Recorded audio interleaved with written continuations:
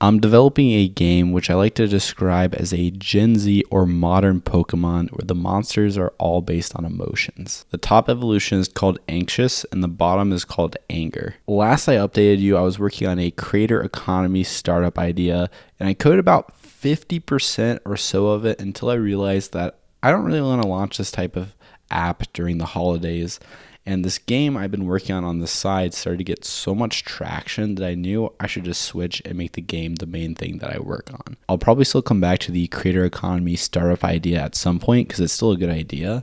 But for now, I've transformed from a startup founder to a game dev for the first time in my life. My co-game dev has been drawing the monsters in Figma for quite a long time. There's currently 21 emotions with 5 stages each, for a total of 105 unique monsters with more coming soon. The game was originally called Nightmares, but I didn't like that it have to be competing with the likes of Mayo Clinic on Google search results, so I renamed it to Void Pet, which I like better anyway because it uses a programming term. Plus, it was pretty nice to be able to get the .com for it, and of course, we rank at the top of Bing search results already. The first thing I did was set up a landing page with a waitlist on it. The theme we went with was a very minimalistic hero that hides the void underneath, that you only see if you scroll, which goes more in depth about the evolutions, rarities, vivid variants, and a potential stats system.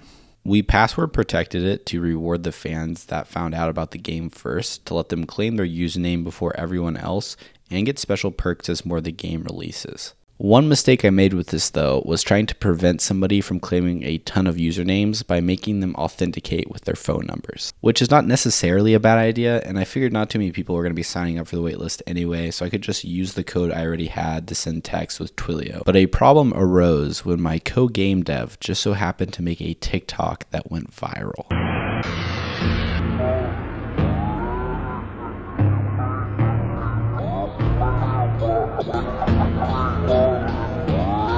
This caused a swarm of people to come to the website and sign up for the waitlist, and at the beginning, we were sending a text to each and every single one of them. The way Twilio works is you pay for the service by adding funds to your account. We started off by adding $20, which was fully drained in a matter of minutes, and then we just added more and more funds as the day went on. We didn't want to lose any of the users that were coming to the website, so we felt obligated to keep paying money to Twilio to send the texts out, and we weren't really paying attention to what the total was.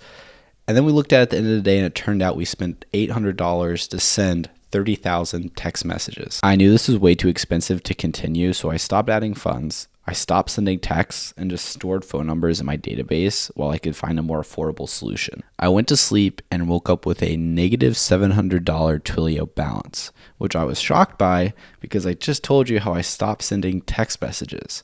Plus, I thought the whole point of adding funds to your Twilio account is to make sure you don't spend more than what your budget actually is. It turned out a whole bunch of text messages got queued up and they all sent out overnight. And instead of Twilio seeing that we had 0 funds in the account and just canceling the messages, they sent the messages anyway and gave us a negative balance. Fortunately, Twilio was very understanding of the situation and waived the negative balance and actually told us we could reduce our costs if we shortened the messages that we were sending out. Basically, I'm a noob and I was sending a text with an entire link in it with a JWT, so it counted as 2 messages. The $800 that we spent could have only been $400 with a shorter message. But that actually didn't make me feel that much better. $400 to send 30,000 texts was still too pricey for a waitlist with $0 in revenue, so I just looked for some other options. I sent a text using Amazon's SMS service, which cost me close to 2 cents, which of course every message that you send out is slightly different depending on the carrier and etc. But I averaged that out and did the maths. It'd come out to like $500 if I sent 30,000 texts with 2 cents each, which just still wasn't good. So I was like, all right, let's just scrap this entire SMS thing and just switch and do authentication using Discord, which I'm really glad we did because we now have over 100,000 people on the wait list and Discord OAuth has been working flawlessly for the whopping price of free. The tech stack is the Hypebeast stack with GraphQL that is hosted on a $5 VPS.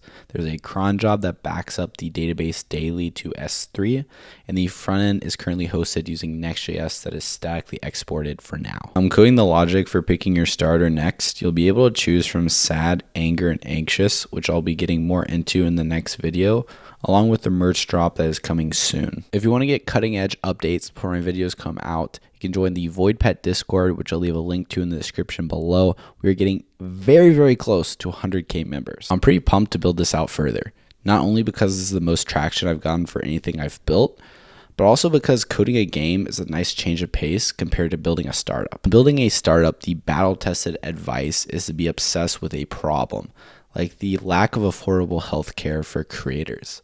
But I tend to get easily obsessed with building a cool product, which makes for a failed startup, but I'm starting to realize works quite well for building a game. The roadmap for Void Pet is to start by making a modern Neopet-like game where you nurture a monster, watch it grow, breed it, and then introduce a Pokemon-esque world for you to explore. That's it for this video. Stay tuned until next week for the first Void log, where I will continue to share more behind the scenes info on developing Void Pet.